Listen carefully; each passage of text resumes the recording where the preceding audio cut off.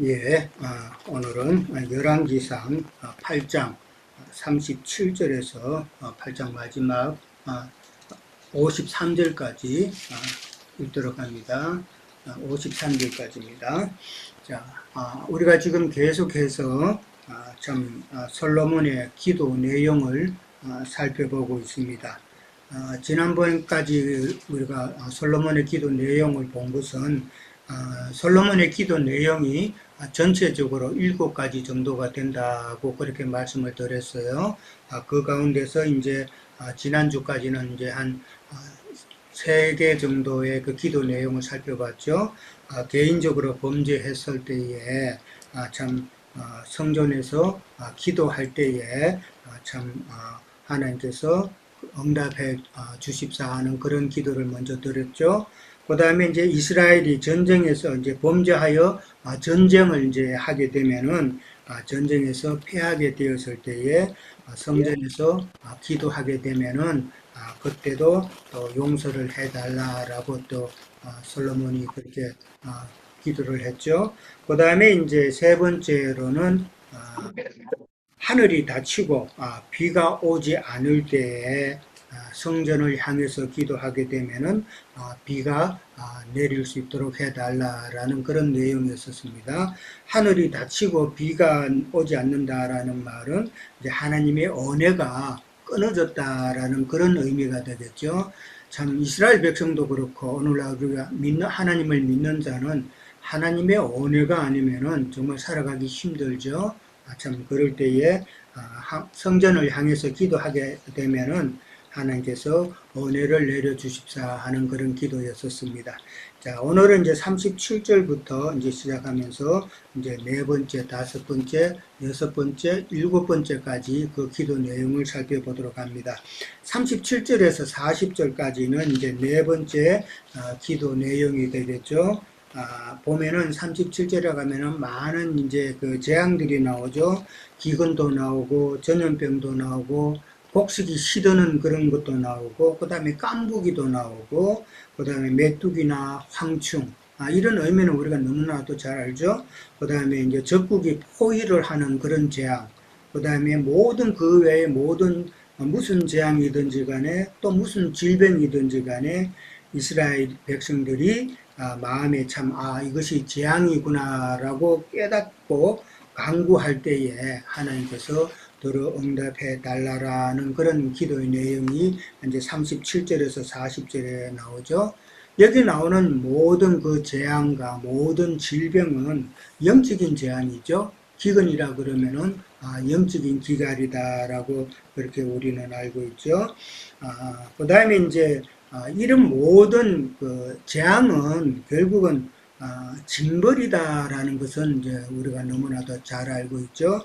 그런 재앙은 징벌의 의미로 하나님께서 이제 주시는 건데 그 원인이 있잖아요. 우리는 성경을 통해서 그 원인을 어느 정도 알고 있죠. 굳이 보자면은 참 하나님의 말씀을 맡은 자들이 참 영적인 잠이 들었을 때에는 그 백성들은 참 어려움 가운데 처하게 된다라는 것이죠. 우리가 잘 아는 대로 그 엘리 제사장이 참 영적인 리더로서 참 하나님 앞에 깨어서 백성들을 인도해야 될 사람이었는데 그 자신이 너무 나태했다라는 것이죠. 영적인 잠이 든 것이죠. 그럴 때에 참 이스라엘 나라에 전쟁이 있고 법궤도 빼앗기는 그런 어려운 일이 생겼죠.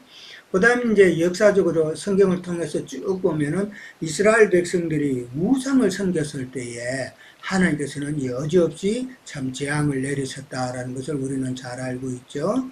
그 다음에 이제 하나님의 전을 갖다가 귀신의 처소로 만드는 그런 일을 저질렀을 때에는 이스라엘은 또한 가차없이 하나님의 징벌을 받아서 한 어려운 가운데 처한 것을 우리는 많이 보게 됩니다.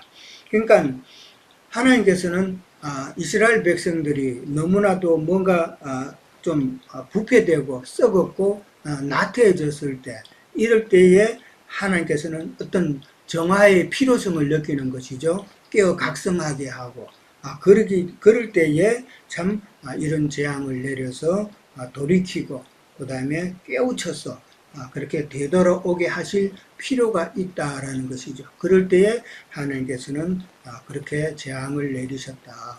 우리가 역사적으로도 많이 그런 것을 알고 있죠. 큰 전쟁이 일어날 때 보면은 그 이전에는 사람들의 의식이 너무 나태해졌다든지 타락했다든지 이런 경우가 있고, 그 다음에 우리가 코비드 기간 동안에 참 많은 일을 당했죠. 코비드를 통해서도 하나님께서는 또 사람의 생각을 또 바꾸어 놓으셨다라는 것이죠. 그러니까 코비드 이전하고 이후하고 사람들 생각이 많이 바뀌었어요. 이제 우리가 이렇게 가정에서 이렇게 모임을 가진다고 했을 때 코비드 전에는 상당히 부정적으로 많이 봤잖아요. 그런데 코비드 기간 동안에 집에서 그렇게 모이는 데가 많다 보니까 집에서도 모일 수가 있겠구나 이런 생각을 가진 것이죠. 그래서 요즘 우리가 집에서 모인다 그러면은 이전하고는 또 반응이 조금 다른 그런 모습을 우리가 느끼죠.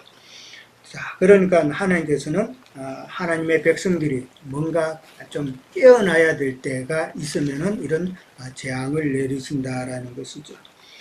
이제 여기 깨닫다라는 마음의 재앙을 깨닫다라는 말이 있는데 이 깨닫는다라는 말의 그 기본형은 야다라는 그런 뜻입니다. 우리가 야다라는 말 잘 알죠? 야다라는 것은 체험적으로 경험해서 아는 것이 야단데 이게 깨닫다라는 것도 재앙이라는 것을 통해서 하나님께서 우리에게 재앙을 주셔서 돌아오게 하시려고 하는구나 라는 것을 몸으로 깨닫는다는 이야기죠. 그냥 말로 해서 안 될 때는 채찍이 제일 빠르잖아요. 하나님도 그런 방법으로 채찍질을 하신다라는 것이죠. 그 다음에 이제 41절에서 43절에 가면은 이제 다섯 번째의 솔로몬의 기도 내용으로서 이방인을 위한 그런 기도가 되겠죠. 여기서 이방인을 위한 기도라는 이 말은 하나님은 유대인의 하나님만 아니다. 이방인의 하나님도 된다라는 것이죠. 그러니까 곧 하나님은 모든 민족의 하나님이다라는 것을 지금 암시하고 있는 내용이죠. 이방인을 위한 기도를 했다라는 것은 우리가 잘 아는 대로 로마서 3장 29절에 그 말씀이 나오죠. 유대인의 하나님만이냐 이방인의 하나님은 아니냐.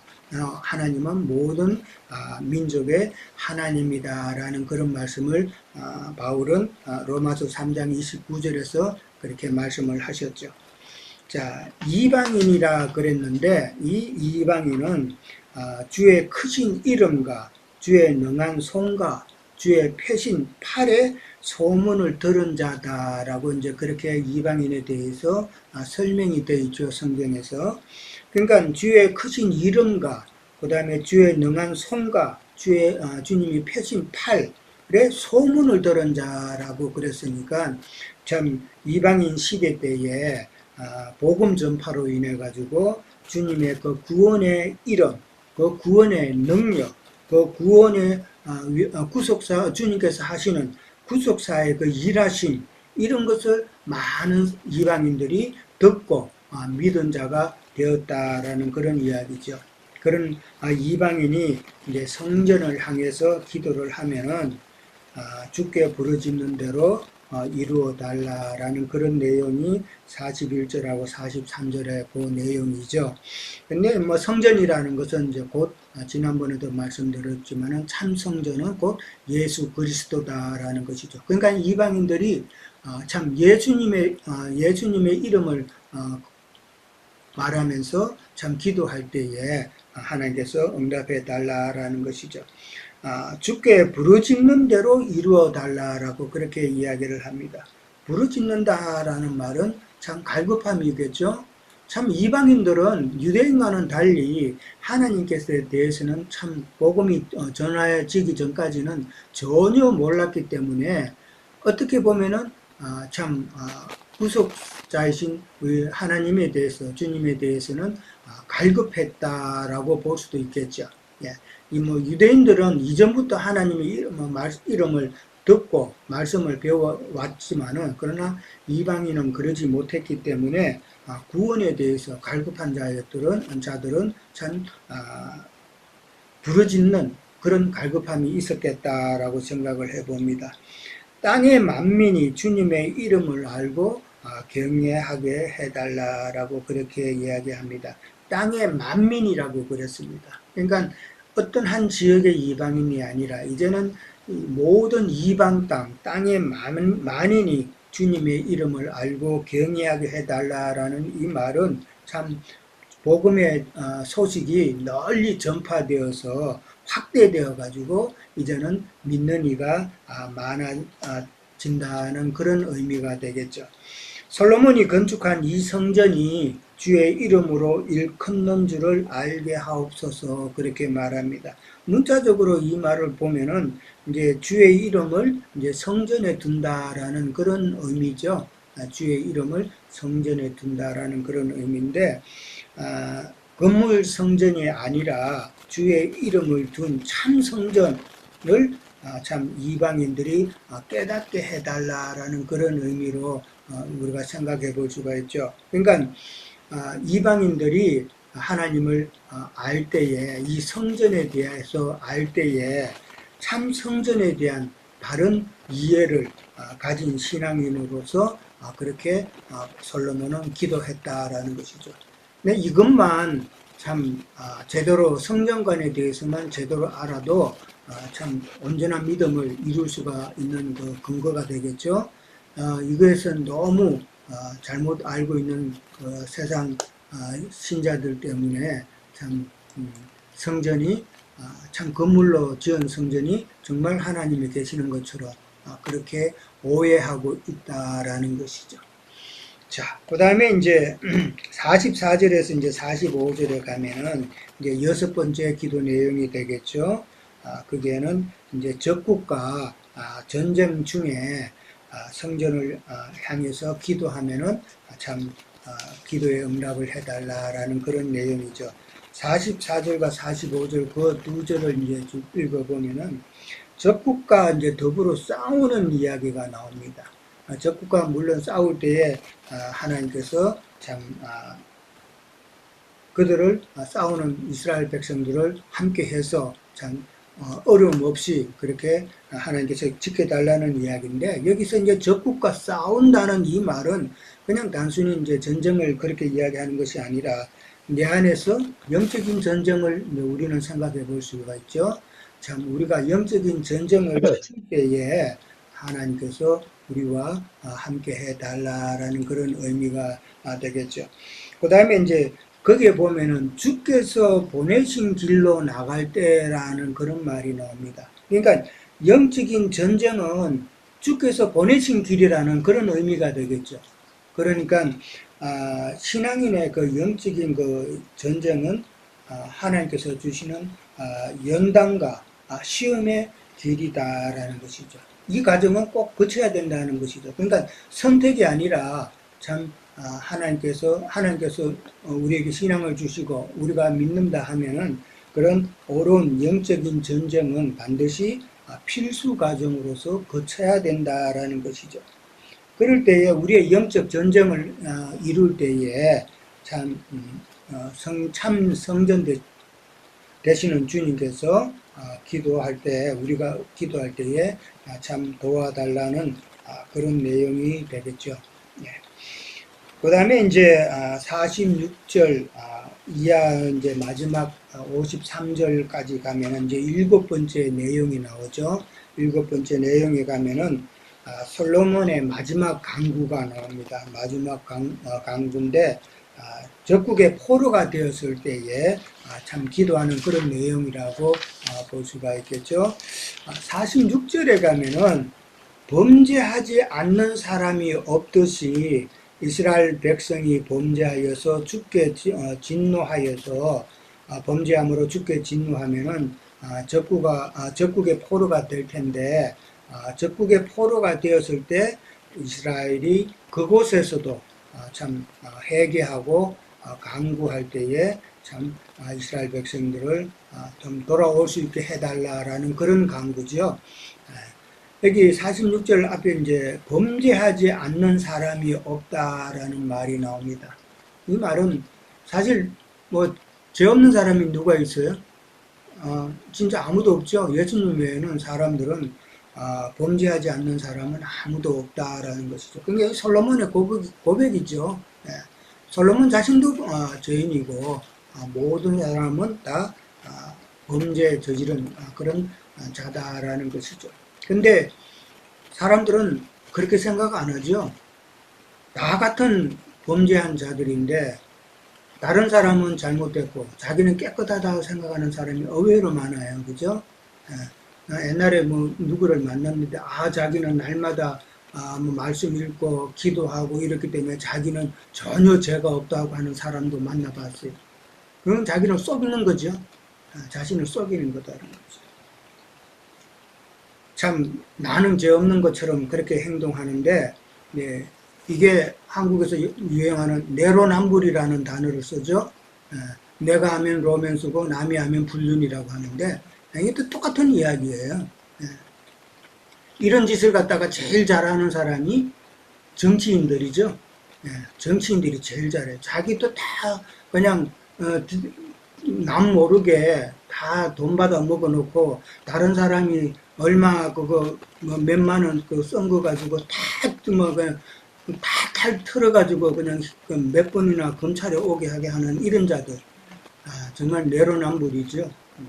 근데 사람들은 다 그런 악한 존재다라는 것이죠. 그래서 예수님께서는 마태복음 7장에 나오죠. 우리가 잘 아는 너희가 행제의 티는 보고 네 눈에 있는 들보는 네가 깨닫지 못하느냐라고 이제 말씀을 하셨죠. 그만큼 사람은 이런 악한 존재다라는 것을 다시 한번 우리가 생각해 보게 되죠. 자, 그런 범죄했을 때 우리가 적국의 포로가 되었을 때 참 이스라엘이 그곳에서 회개하고 강구할 때 돌아오게 해달라라는 그 말인데 적국의 포로가 된다라는 말은 사실은 가장 비참한 상황에 이르게 된 것이죠. 얼마나 비참하겠어요. 우리는 뭐 전쟁 시기도 아니고 참 어떤 노예 시대도 아니고 이러다 보니까 그런 가장 비참한 상황까지 내몰려 본 적은 아마 아무도 없을 것 같은데 이스라엘 백성들이 그런 상황에 내몰렸을 때에 그들이 얼마나 참 비참했을까. 그러니까 그들이 참 그곳에서 스스로 회개하는 그런 모습이 안 나왔겠는가 생각해 볼 수가 있죠.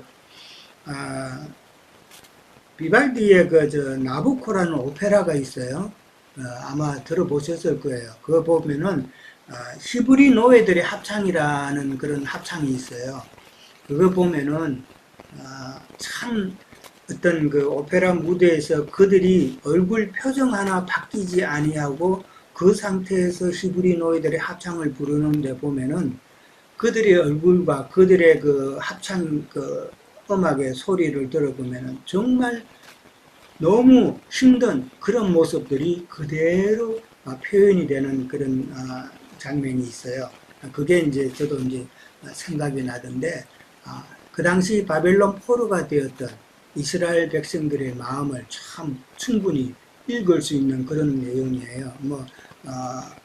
히브리 노예들의 합창이라는 거 유튜브에 쳐서 한번 보시면은 볼 수 있을 겁니다. 자, 그 다음에 이제 48절에 가면은 온 마음과 온 뜻으로 주께 돌아온다는 말이 있습니다. 참, 이 회개할 때에 그냥 회개가 아니라 정말 온 마음과 온 뜻이라고 그랬습니다. 그러니까 어떻게 보면은 회개할 때에 우리가 하나님을 섬길 때에 자세를 갖다가 이야기해 주고 있는 것이죠. 대강대강이 아니라 정말 마음을 다하여 온 마음과 온 뜻으로 주님과 함께 한 명이 되고자 하는 그런 마음. 이 온 마음과 온 뜻이라는 표현은 이제 우리가 잘 아는 신명기 6장에도 나오죠. 그 세마 율법이죠. 들으라 이스라엘 백성, 들으라는 말은 세마라는 말이잖아요. 거기에 보면은 너는 마음을 다하고 뜻을 다하고 또 힘을 다하여서 네 하나님 여호와를 사랑하라라는 말이 나옵니다.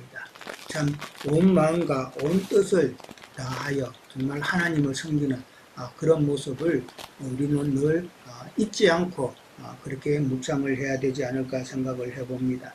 그 다음에 이제 49절에 가면은 주는 계신 곳 하늘에서, 하늘들이죠. 사실 하늘들에서 그들의 기도와 간구를 들으시고 그들의 일을 돌아보시옵소서라고 그럽니다. 이 구절은 아까 읽었던 그 45절에도 똑같은 말이 좀 또 한 번 더 나온 거예요. 그러니까 똑같은 구절이 지금 45절에도 나왔고 49절에도 나왔다라는 것이죠. 이 말은 솔로몬의 그 마음을 표현하는 것이죠. 솔로몬의 그 간절함을 지금 표현하는 것이다. 이 돌아보시옵소서라는 말은 하나님의 공의로 판단해 달라라는 그런 의미가 되겠죠.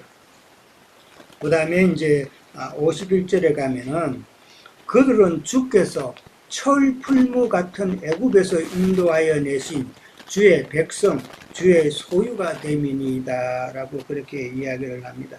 여기서 철풀무 같은이라고 그렇게 나옵니다.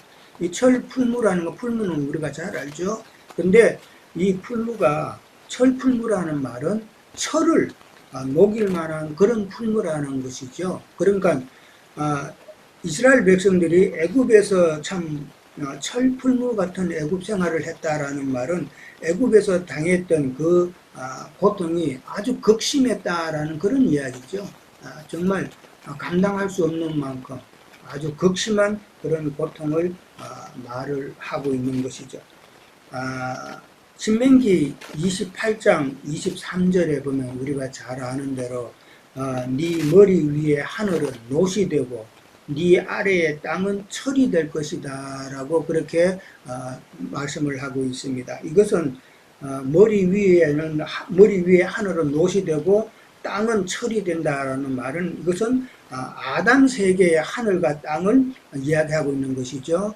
아담 세계의 하늘과 땅은 노시 되고 철이 된다는 말인데, 이 아담 세계라는 건 우리의 옛사람이죠. 우리의 옛사람의 하늘, 그 심령이죠. 그 다음에 땅, 마음이죠. 그러니까 옛사람의 심령과 마음은 이 단단한 철과 녹과 같다라는 그런 이야기죠. 그런 그 철과 노선, 우리의 심령은 다 녹아져야 된다라는 그런 말이죠. 그러니까 녹이기 위해서는 풀무불을 갖다가 7배나 더 한다는 구절이 성경에 또 있죠. 7배나 더 뜨겁게 해서 참 완전히 우리의 그 옛 기질, 우리의 심령과 단단한 심령과 단단한 그 마음이 완전히 녹아져야 된다는 그런 의미죠. 그러니까 그 녹은 것을 갖다가 새 털에 부어서 참 하나님께 쓰시는 새로운 도구, 오늘 찬송에도 하나님이 쓰시는 새로운 도구로 우리를 만들어 달라고 한 구절이 있었던 것 같은데, 그 새로운 틀에 넣어서 하나님의 쓰시는 그런 도구로 다시 만들어져야 된다라는 것이죠. 그 새로운 틀이라는 것은 그리스도의 형상의 틀이죠. 우리가 그리스도의 형상에 대해서 참 하나님의 도구로 그렇게 쓰임 받으려면은 우리의 옛 기질, 정말 딱 굳은 심령, 굳은 마음, 이것이 정말 녹아져야 되는데 정말 어렵죠. 참 저 같으면은 안 그래도 뜨거운 걸 저는 싫어해요. 뜨거운 걸 먹는 것도 별로 안 좋아하고 뜨거운 목욕탕에 들어가는 것도 별로 안 좋아하는데, 저 같은 사람은 아마 더 견디기 힘들 거예요. 참 우리 모든 사람이 사실은 그런 뜨거운 맛을 보기를 싫어하죠. 저 같아도 그거 싫어요. 그래서 자꾸 도망가고 그런 우리의 모습을, 제 모습을 봅니다. 자, 그 다음에 이제 52절에 가면은 주는 눈을 들어 강구함을 보시고 부르짖는 대로 들어달라라고 그렇게 이야기를 합니다. 여기 눈을 들으라는 이 말은 우리에게 눈을 향하여라는 그런 의미죠. 그러니까 우리에게 관심을 두고 응답해 달라라는 그런 말로 이제 주는 눈을 들으라는 표현을 씁니다.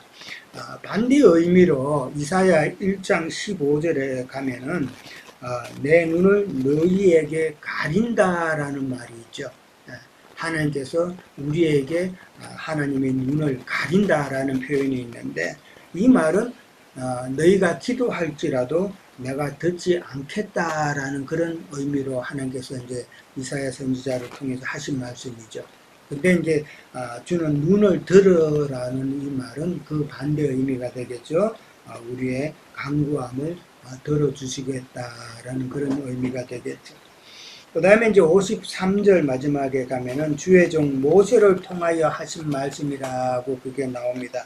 그게 모세를 통하여 하신 말씀이 출애굽기 19장 3절에서 6절까지죠. 출애굽기 이거 내용이 너무 좋더라고요. 그래서 우리가 다 같이 한번 찾아서 읽어봤으면 좋겠습니다. 출애굽기 19장 4절부터 읽겠습니다. 4절부터 6절까지입니다. 자, 찾았으면 다 같이 읽도록 합니다. 내가 애굽 사람에게 어떻게 행하였음과 내가 어떻게 독수리 날개로 너희를 업어 내게로 인도하였음을 너희가 보았느니라. 세계가 다 내게 속하였나니 너희가 내 말을 잘 듣고 내 언약을 지키면 너희는 모든 민족 중에서 내 소유가 되겠고 너희가 내게 대하여 제사장 나라가 되며 거룩한 백성이 되리라. 너는 이 말을 이스라엘 자손에게 전할지어라. 이런 말씀이 나옵니다. 참 그러면서 53절 마지막에 이제 가면은 주께서 세상 만민 가운데서 그들을 구별하여 주의 기업으로 삼으셨나이다라고 그렇게 이야기를 합니다. 아까 51절에도 보면은 참 이스라엘 백성이 주의 백성, 주의 소유가 아닙니까? 라고 그렇게 이야기를 하죠. 주의 백성이고 주의 소유된 자고 그 다음에 출애굽기에서도 소유라는 말이 나왔고 제사장 나라가 되고 그 다음에 거룩한 백성이라는 말이 나옵니다. 그러니까 53절에도 주의 기업이라고 그렇게 또 표현을 합니다. 그러니까 솔로몬이 지금 하나님 앞에 이 말을 하는 것은 이스라엘 백성들이 하나님 앞에 기도해야 할 때에 하나님께서 응답해 주셔야 될 이유가 바로 그들은 하나님의 백성이고 하나님의 소유고 그렇다라는 것이죠. 그렇기 때문에 하나님의 소유이고 하나님의 기업이기 때문에 하나님께서는 그들의 기도 소리를 응답해서 들어주셔야 된다라는 그런 의미가 되겠죠. 참 여기 구별한다는 말은 우리가 너무나도 잘 알죠. 거룩하게 한다는 그렇게 그런 말이죠. 거룩하게 한다는 말은 오래 다녔다고 신앙생활 오래 했다고 거룩한 건 아니죠. 직분이 높다고 해서 거룩한 건 아니죠. 진리의 말씀으로 시험을 받아야 거룩한 것이다라는 것이죠. 자, 저는 여기까지만 하겠습니다. 예. 그 다음에 연결해 주세요.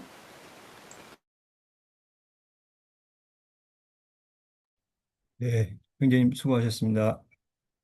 네, 오늘 열왕기상 8장 37절 이하 53절까지 이렇게 읽으면서 뭐 형제님 증거 말씀을 따라 이해했듯이 같은 그 이해력에 이렇게 같이 한번 또 나눠보고자 합니다. 그 주님은 오셔서 중보자가 되셨고 또 주님을 따르는 제자들에게도 중보의 역할을 하도록 제자들에게 허락하셨고 하늘의 신령한 복음으로 많은 사람들을 옳은 대로 돌아오게 하는 그런 에, 역사를 이루셨는데 또 오늘 솔로몬의 기도를 통해서 중보자의 기도가 또 그 간구가 어떻게 주님 앞에 있는 입장인지를 다시 한번 이렇게 되새기게 됩니다. 우리는 참 뭐 이방인이면서도 이제 주님의 참 은혜로 이렇게 43절이 나왔죠. 이방인들이 주께 부르짖은 대로 땅에서 이루시라 이렇게 솔로몬의 기도를 통해서도 이방인들에게 할애한 어떤 그 복음의 은혜를 다시 한번 이렇게 느낍니다. 그런데도 이렇게 이런 말씀들을 읽은 유대인들은 어떻게 그 선민 사고만 가지고 이렇게 신앙생활로 점철됐는지 참 아이러니합니다. 우리가 복음 앞에 있는 자들이 특별히 어떤 선민의식이나 어떤 행위로 이렇게 선한 것을 이해하고 있는 사람들이 많이 있더라고요. 기독교인들 중에 보면은 우리의 진리의 말씀으로 온전케 된 속사람이나 우리가 주님 앞에 선한 것이지 우리의 겉사람은 선할 수가 없죠.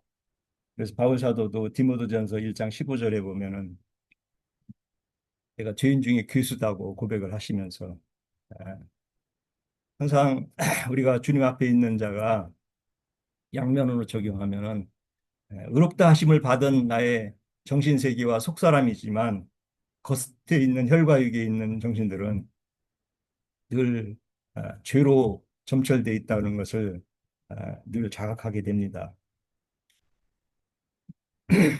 그래서 참 우리가 주님 앞에 있는 이런 인생이 늘 두렵고 떨림으로 있어야 된다는 생각을 다시 한번 이렇게 하면서 어, 주님 앞에 돌아온 자들은 회복이 늘 기다려져 있고 또 돌아온 자들에게는 참 회개, 진정성이죠. 예. 그래서 우리 지난 예, 토요일인가요? 토요일인가요? 아니, 목요일이군요. 목요일, 화요일 장로님 증거하실 때, 그, 염소로는 이제 속죄제와 속건제가 해당되고, 또, 양으로는 번제와 화목제가 해당된다. 이렇게 이제 증거를 해주셨는데, 염소라는 건 죄인이라는 것이죠. 예. 겉사람은 우리가 늘 에, 주인으로 속죄제가 이루어져야 되는 것이고 또 늘 교회 생활에서도 속건제가 늘 있어야 된다는 것이고 양으로 진리 안에서는 순교하는 양을 상징한다고 봅니다. 번제와 에, 화목제죠, 그게. 예. 이렇게 우리가 이해하는 그런 증거들이 종교인들은 어떤 인간적인 선함 이런 것들을 추구하면서 이 본질에 숨어 있는 이런 진정성을 이해를 잘 못할 때 다른 믿음, 다른 복음, 다른 영을 받게 되는 그런 우를 범할 수가 있다 하는 것들을 우리가 이렇게 나눠봅니다. 저는 교회 생활 돌아온 자들이 오히려 더 복음서에 보면 7배나 더 저주를 받는 것들이 항상 늘 경계를 하고 있어요.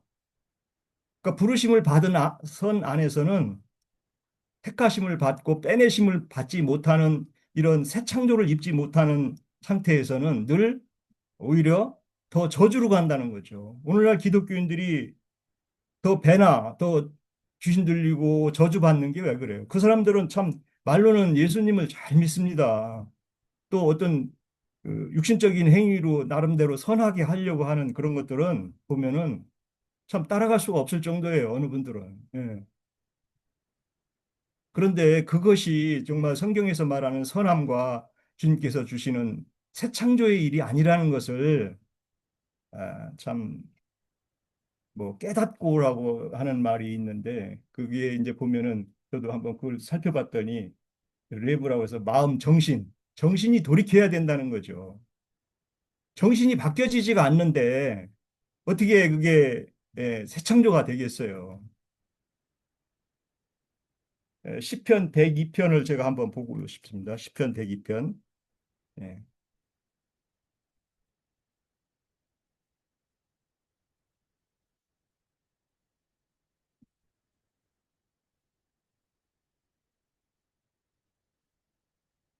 시편 102편. 예, 18절. 18절. 이 일이 장래 세대를 위하여 기록되리니 창조함을 받을 백성이 여호와를 찬양하리로다. 이렇게 되어 있습니다. 창조함이 이제 뭐 우리가 바라라고 창세기 1장 27절에 나와 있죠. 이 이거는 어떤 창조를 말하냐? 이게 영적인 창조죠. 주님께서 새로 돌아온 자들을 향해서 새 창조할 것을 이렇게 에, 시편 기자는 여기서 이렇게 증거하고 있습니다.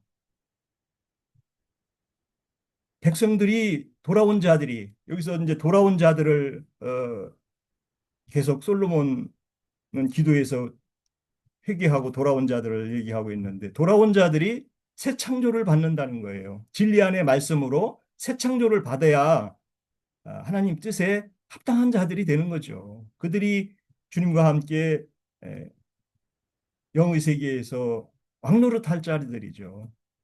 새 창조함을 받지 못한 자들이 어떻게 에, 영의 세계에서 주님과 함께 오는 새 세상을 다스릴 수가 있겠어요. 그래서 우리는 뭐 형제님 말씀을 통해서 늘 공급받고 진리의 말씀들을 이해할 때 우리는 새 피조물, 새로운 창조의 창세기 1장 27절에 있는 매우 기뻤더라 하시는 그런 에, 사람들이 돼야 되는 거죠.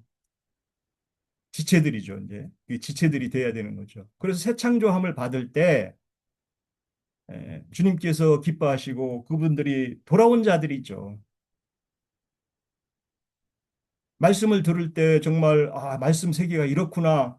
그 세계에 더 나아가는 말씀들을 주님께 은혜로 공급받고 해야 새 창조가 이루어지는 것이지. 말씀에 대한 그 되새김이나 그 의미를 생각하지 않는다고 하면은 어떻게 새 창조가 되겠어요? 참 진리 안에 우리의 신앙을 이렇게 해주시는 하게 해주시는 주님의 은혜에 안배에 참 다시 한번 늘 감사드립니다. 그래서 에, 솔로몬의 기도를 통해서 어, 돌아온 자들을 새롭게 할 수 있는 그런 은혜를 솔로몬은 이 열왕기상 8장에서도 이렇게 돌아온 자들에 대한 은혜의 성전을 향해서 우리 뭐 유형제님이 성전이라는 게 예수님의 심령이다 얘기를 해주셔서 그 성전을 향해서 기도하는 거. 예. 그 성전을 향해서 기도할 때 주님은 은혜로 돌봐달라는 간구를 이렇게 하시는데 그것은 우리의 또 맡은 자들의 책임이죠. 돌아온 자들을 에, 은혜로 다스려주고 그 심령을 살펴서 그 행위라는 거죠. 그것도. 그런 행위가 하나님 앞에 합당한 행위라는 진리의 에, 기도라고 봅니다. 주님은 하늘에 계신다고 이제 이렇게 하셨는데 하늘은 뭐 심령이죠. 주님의 심령의 안에서 용서해 주시고 돌봐 주시고 참 진정성 있는 회개한 자들에 대한 은혜가 이렇게 늘 펴진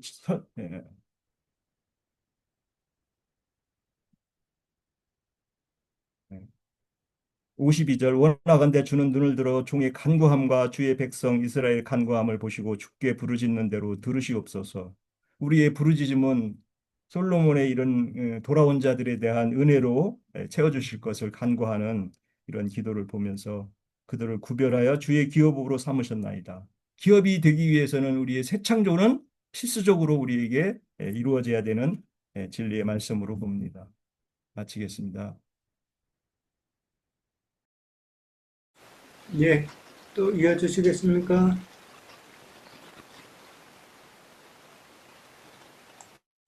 예. 저는 이제 오늘 솔로몬이 여러 가지 어떤 그 기도 내용 중에 보면 어떤 재앙을 당하거나 또 이국에 이렇게 사로잡혀 갔을 때의 어떤 그들이 회개하고 돌이켰을 때 이렇게 용서를 구하는 어떤 그런 기도 내용을 좀 보면서 저는 회개라는 거하고 순종이라는 거하고 오늘 우리가 말씀해 보면 42절에 보면 소문을 들었고라고요. 소문을 듣고라는 표현이 있죠. 그런데 우리가 뭐 알고 계실지 모르겠는데 금방 우리 형제님이 신명기 6장에 보면 이스라엘아 들어라 할 때 들어라 할 듣는다라는 게 예, 순종이라는 뜻과 똑같아요. 그게 세마라고 그래가지고 샤마, 쉐마 해가지고 그게 우리가 흔히 쓰는 순종이라는 단어와 똑같아요. 그래서 이 회개와 순종이라는 것은 참 깊은 관계가 있고 거의 의미가 굉장히 많이 중첩된다라고 저는 이제 생각을 했었어요. 오늘 그리고 나는 이제 기경제님 말씀을 들으면서 그 48절에 보면 적국 땅에서 온 마음과 온 뜻을 다하는 게 뭘까요? 그런 걸 좀 생각을 하게 돼요. 그리고 신명기 6장에 보면 아까 이제 언급했던 이스라엘아 들어라. 우리 하나님 여호와는 오직 유일한 여호와이시니 너는 마음을 다하고 뜻을 다하고 힘을 다하여 이렇게 되어 있어요. 그러면 마음을 다하는 것과 뜻을 다하는 것과 힘을 다하는 것이 뭘까요? 우리가 한번 생각을 해봐야 될 것 같아요. 음. 그럼 이거는 전인격적인 어떤 모든 어떤 것을 말하는 것이지 않을까요?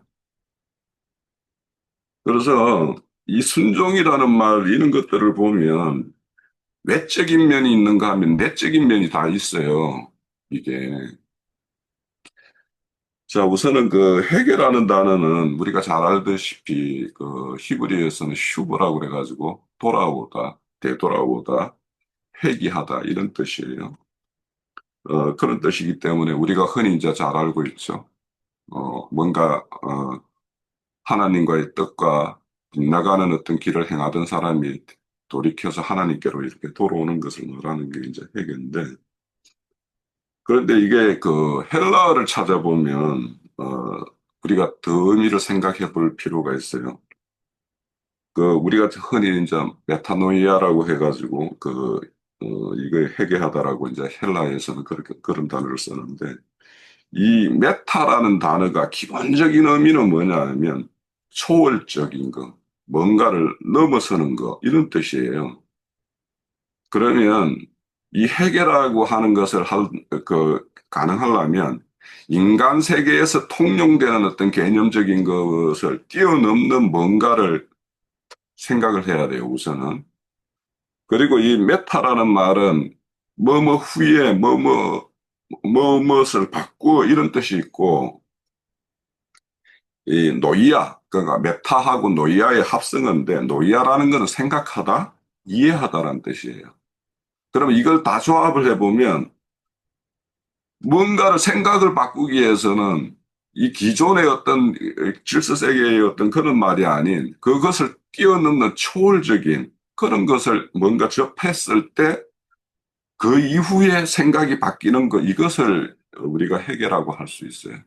그러니까 우리가 하나님의 어떤 말씀을 이렇게 들으면서 어떤 인간 세계에서 통용되는 어떤 그런 수준의 것이 아닌 그것을 뛰어넘는 그 어떤 신의 세계에서 이렇게 통용되는 어떤 그런 어떤 개념과 이해를 가져야지만이 이게 해결하는 것이 이제 되죠. 그래서 이런 것들을 보면 이제 바울 사도의 어떤 회개 이런 것들을 보면 그가 어떤 율법적인 어떤 행위로는 흠이 없을 만큼 그렇게 준행을 했던 사람인데 하나님의 어떤 부름의 어떤 음성을 듣고 자기가 지금까지 행하는 것이 하나님의 뜻과 반한다라는 것을 이렇게 알았단 말이에요. 자, 이런 것처럼 회개라는 것은 우리가 일반 어떤 그냥 감정적으로 어떤 뉘우치고 뭐 이렇게 후회하고 이런 수준이 뛰어넘는 그 세계가 바뀌는 어떤 이런 것이기 때문에 회개에 대해서는 좀 그런 것을 한번 생각해 봐야 될 것 같고요. 그래서 이제 이 회개라는 단어를 좀 이렇게 잘 설명되는 것이 이제 그 이사야서 55장 7절을 한번 찾아볼까요? 1035면입니다. 저는 먼저 찾아놨어요.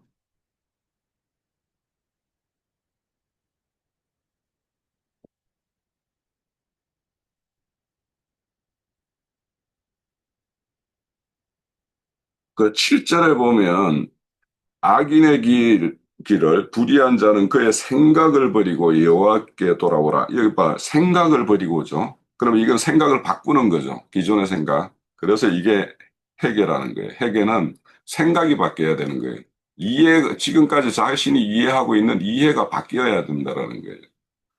그래서 여기 생각을 바꾸고, 생각을 버리고 여호와께 돌아오라. 돌아오는 것이 또 휴거라고 히브리 그랬죠. 그래서 생각이 바뀌어서 돌아오는 것이어야지 이제 그 회개의 어떤 이루는 어떤 말씀이기 때문에, 그래서 우리가 헬라어적인 의미와 히브리적인 의미, 이것이 잘 이렇게 되었을 때 어떤 내면적인 생각이 바뀌어서 이렇게 자기가 인생의 행로를 이렇게 완전히 바꿔버리는 것, 이런 것이 이제 회개다라는 것을 우리가 좀 이렇게 이해하면 좋을 것 같고요. 그런데 여기에서 이제 여기 그 금방 읽었던 중에 악인의 길과 불의한 자의 길 뭐 이런 것들은 수많은 것이 있겠지만 그 이의 말씀을 이렇게 연결해서 본다라면 양식 2절에 보면 이사야서 55장입니다. 양식이 아닌 것을 위하여 은을 달아주며 배부르지 못할 것을 위해서 수고하고 네가 내게 듣지 않는 거죠. 그러니까 하나님의 말씀을 듣지 않고, 그러니까 뭔가 양식이 되지 않는 것, 배부르지 않는 건 뭔가를 그것을 먹이면서 원을 가져와라, 수고를 땀 흘리는 수고를 해라, 이런 걸 종용하는 사람이 있겠죠.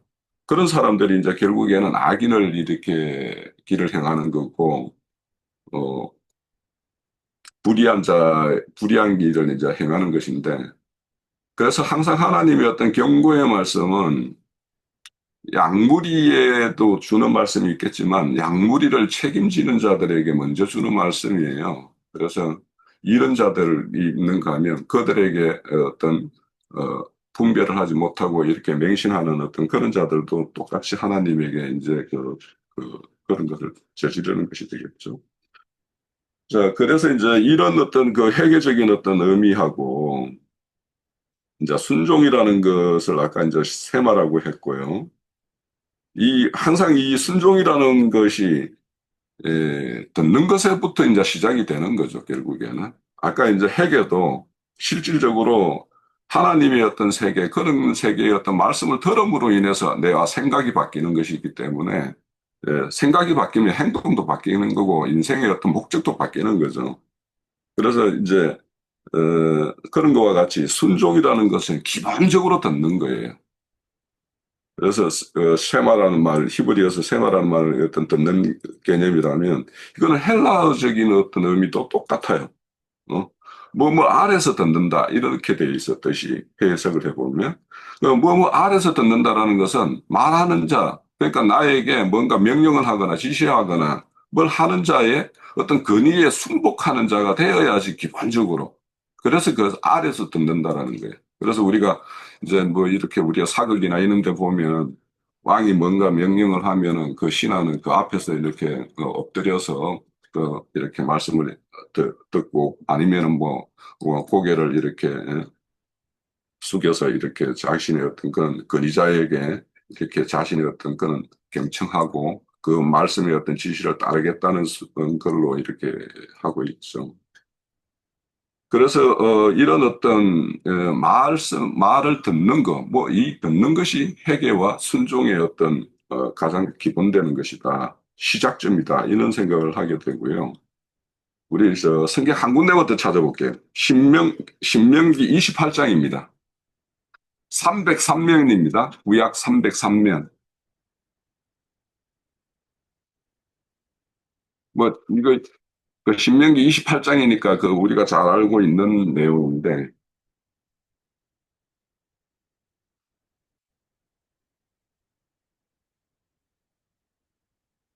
그 1절을 보게 되면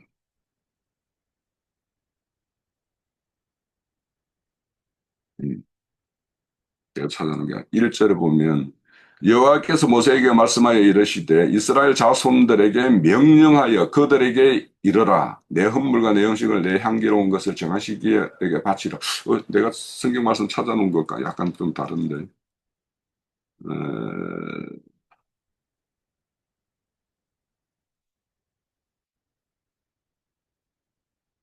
아무튼 이렇게 하나님의 어떤 상과 말씀을 듣고 그가 명령한 것들을 그대로 지키고 행하는 것이 이제 순종이에요. 그래서 하나님은 여호와의 말씀을 청종하면 이렇게 너의 복을 내게 임하여 임하여 내게 이르리라 이렇게 말을 해요. 그럼 청종한다라는 말은 먼저 청이라는 것은 듣는 거죠. 듣는 거고 종은 따르는 거예요. 쫓는 거예요. 그러니까 듣는 것과 쫓는 것이 이렇게 하나가 딱 이렇게 결부되지 않으면 결국에는 듣기만 하는 자는 자기를 속이는 자라고 그랬어요. 그러니까 이게 뭔가 듣고 내면의 어떤 생각이 바뀌면 그것은 그 사람의 어떤 인생이 바뀌고 모든 것이 전인격적으로 바뀌는 것이 되기 때문에 결국에는 온 마음을 다하고 온 뜻을 다하고 온 힘을 다하고 뭐 그렇게 되는 거죠. 그래서 오늘 우리가 이 말씀 그 솔로몬의 기도 중에 그런 어떤 진정한 어떤 회개가 이루어지기 위해서는 진리의 어떤 말씀을 듣는 것이 이제 가장 기본이고요. 그것이 또 회개와 순종의 어떤 기본이고, 그래서 이런 어떤 듣는 것은 항상 모든 것의 어떤 시작점이고, 그것이 온전히 이제 자신의 어떤 삶의 어떤 전 영역에서 이렇게 미치는 것이 됐을 때 우리는 온 마음을 다하고 온 뜻을 다하고 또 온 힘을 다하는 그런 것이 되었을 때 하나님께서는 그런 자들을 하나님의 어떤 그런 사역의 참 일꾼으로서 이렇게 사용하고 그렇게 하지 않을까. 그래서 우리가 이런 어떤 내면적인 것만 자꾸 이야기하다 보면 자꾸 그런 것만 생각하면 그 영지주의가 따로 있습니까? 그래서 우리가 내면이 바뀌면 외형적인 거는 알아서 바뀌는 것이 정상적인 것이기 때문에 내가 그냥 내면적으로 뭐 이렇게 생각을 해 하면 생각에 머물러 있으면 철학자들이 뭐라고 그래요? 그런 걸 관념주의라고 그래요. 그래서 우리가 그런 면도 우리가 생각해 보면서 오늘 우리 그 모든 말씀을 좀 추구하는 것이 좋지 않을까 이런 생각을 합니다. 예. 예, 수고하셨습니다. 예, 혹시 또 다른 지체분들 계신가요? 제가 없으세요?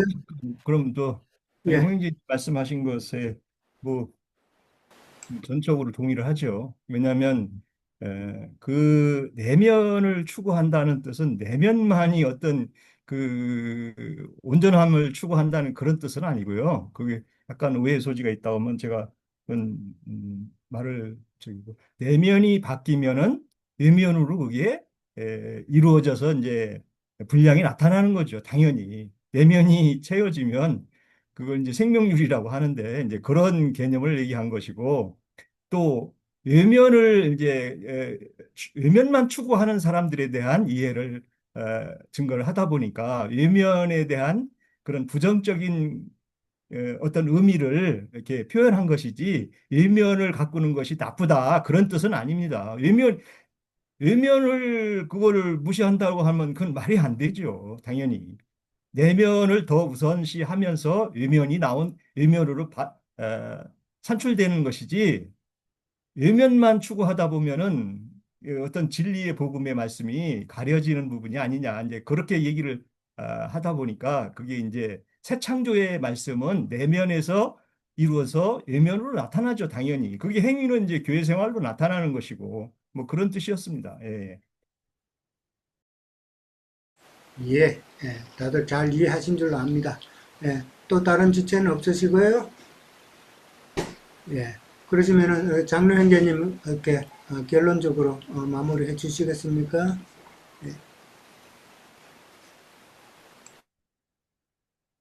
음, 형님들이 말씀 중간 걸로 충분한데요. 예, 지금 지난 시간서부터 계속 이어지는 것이 이스라엘을 대표하는 왕인 솔로몬, 이제 솔로몬 위에 왕중의 왕신 하나님이 계신데 하나님의 대리권을 하나님께 맡은 자인 솔로몬이 하나님의 백성, 왕이 맡은 백성들을 축도하는 그런 내용이에요.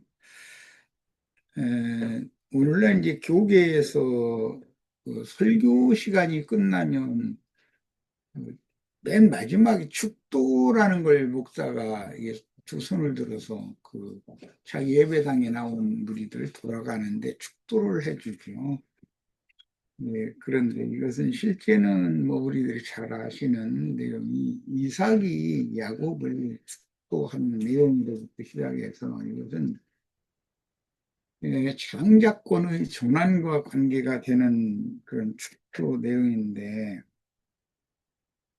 그 아비에게 축도를 받은 야곱이 나중에 죽음을 앞두고 자기의 12아들들, 12지파를 이렇게 축도하는 말씀이 야곱의 인생의 마감이었었죠.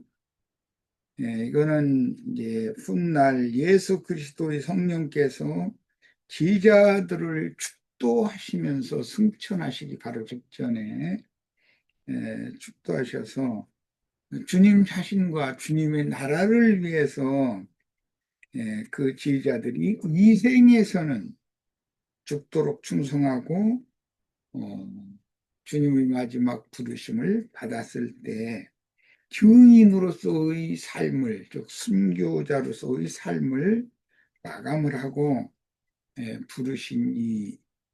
보내신 이께로 돌아가는 내용이 이게 신약 성경에 적용이 되고 있어요.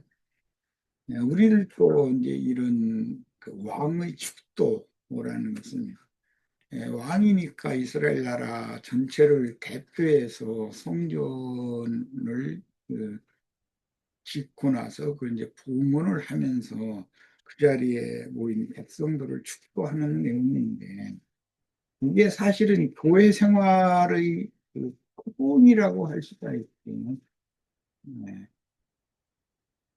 교회 생활에서는 그 자기에게 임하신 왕 중의 왕이신 주님께서 주님의 대리자로 인도 직분을 맡은 자를 통해서 하나님의 자녀들을 축도하는 내용에 대한 모형이 되는 것인데 결론적으로는 모든 지체들이 주님과 주님 나라를 상속받는 후사, 즉 장자로서 상속받는 후사들이 되도록 복을 빌어주는 내용이다. 이렇게 요약해서 말씀을 드릴 수가 있을 것 같아요. 우리 형제 자매님들은 이제 성경을 뭐 읽을 때 어떠한 관점으로 성경을 볼 것인가를 내가 자주 얘기를 했기 때문에 오늘 왕 중의 왕이신 야훼 하나님의 대리권자인 솔로몬이 왕으로서 자기에게 맡긴 부탁한 이스라엘 백성들을 위해서 축도한 내용이다. 이런 내용이 우리들의 그 신앙 인생의 삶의 지표가 되었으면 하는 그런 생각이 간절하고 특히 이제 연계해서 그 아비의 축복을 받은 야곱이 생애를 마감을 하면서 지팡이 머리에 의지해서 침상에 기대어서 자기 그 12아들들을 축도를 하고 눈을 감는 그런 모습을 보면서 인생의 삶을